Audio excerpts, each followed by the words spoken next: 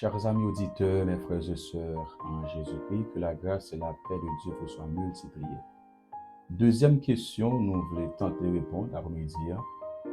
Est-ce que tous les morts seront ressuscités lors de l'enlèvement de l'Église?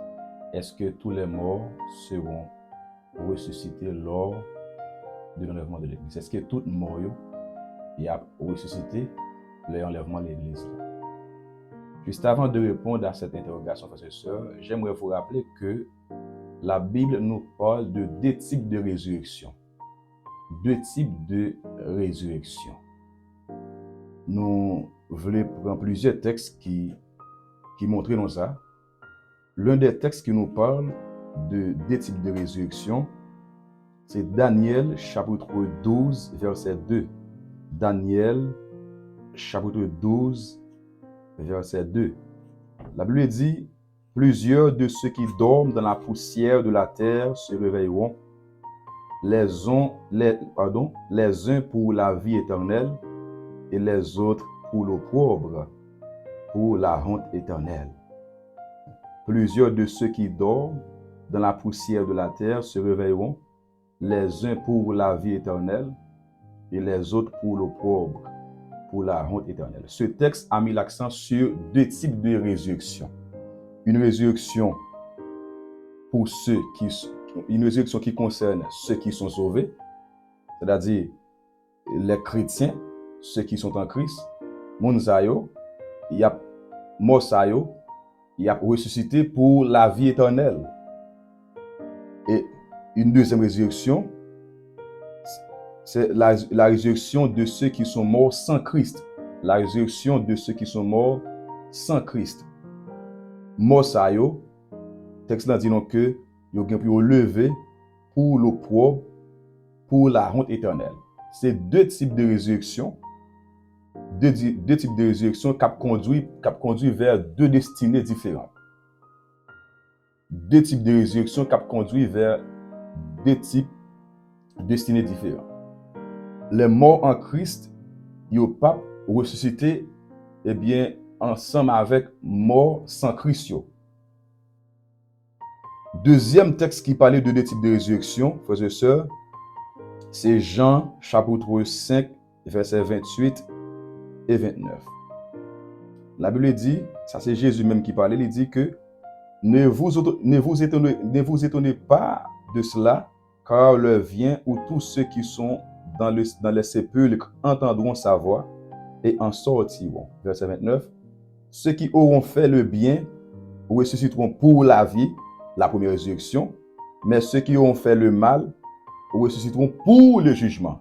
Ça, c'est la deuxième résurrection. C'est-à-dire, la Bible, frères et sœurs, nous parle de deux types de résurrection. Deux types de résurrection. Une résurrection pour les morts en Christ et une résurrection pour les morts sans Christ. C'est très, très, très important, frères et sœurs, pour nous connaître ça. Et l'autre texte encore que nous voulons considérer, première épître de Thessaloniques, chapitre 4, versets 16 et 17. On nous prend à partir du verset 15. La Bible dit, « Voici, en effet, ce que nous vous déclarons d'après la parole du Seigneur. Nous, les vivants, restés pour l'avènement du Seigneur. » La parole des vivants en Christ. Vivants en Christ. Nous ne devancerons pas ceux qui sont morts. Ce sont les morts en Christ. Verset 16. Car le Seigneur lui-même a un signal donné à la voix d'un archange et au son de la trompette de Dieu descendra du ciel. Et les morts en Christ ressusciteront premièrement. Les morts en Christ. Précision. La Bible, c'est un livre de précision. La Bible ne met aucun monde en confusion. Si on lit la Bible en confusion, c'est pas dans la Bible, c'est dans la confusion. La Bible, c'est une Bible, frères et sœurs, qui est très claire, qui met en lumière ça que nous ne pouvons pas comprendre. Les morts en Christ, il ne pas dire les morts, non. Les morts en Christ, précision. C'est-à-dire, lorsque l'Église a enlevé, c'est mort en Christ qui a levé. C'est mort en Christ qui a levé. Mort sans Christ, il ne va pas attendre son ça. Alors, bien entendu, il y a pour lever aussi, mais ce n'est pas dans le même moment. Ce n'est pas dans le même moment. Les morts en Christ ressusciteront premièrement. C'est-à-dire, lorsqu'il y a un enlèvement de l'Église pour le fait, si vous avez mort en Christ ou pas levé, ou mettre connaître que ou pas un vivant en Christ. Pour que vous soyez un mort en Christ, il faut que lorsque tu es vivant, tu es un vivant en Christ. Le jour où on lève l'église en fête, frères et sœurs, ou tu es mort, ou pas levé, ou mettre connaître que ou pas un vivant en Christ. Ou pas un vivant en Christ, ou tu es un mort vivant. Mais pour que vous soyez un mort en Christ, il faut que vous soyez un vivant en Christ. Donc c'est très important. Le dernier texte que m'a pris avec nous pour nous finir, c'est Apocalypse chapitre 20, verset 1 à 6. Apocalypse chapitre 20, verset 1 à 6. Verset 1 à 6. Nous ne pas lire texte ça, nous seulement lire deux versets. C'est un texte qui mettait accent sur le règne millénaire. C'est un texte qui mettait accent sur le millénium. Au verset 5 et 6, il dit, les autres morts ne revinrent point à la vie jusqu'à ce que les 1000 ans fussent accomplis. Là, on a parlé des morts sans Christ. Les autres morts, donc là, il est tout précisé que morts sans Christ, ils pourraient le ressusciter à la fin du règne millénaire.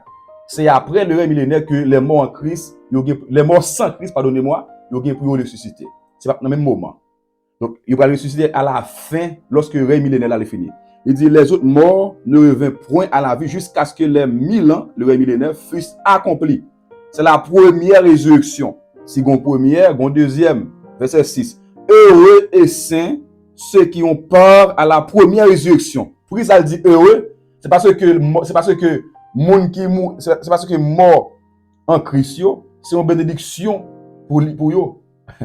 Et mort sans Christ, c'est malheur. Mort sans Christ, va lever, c'est pour le jugement.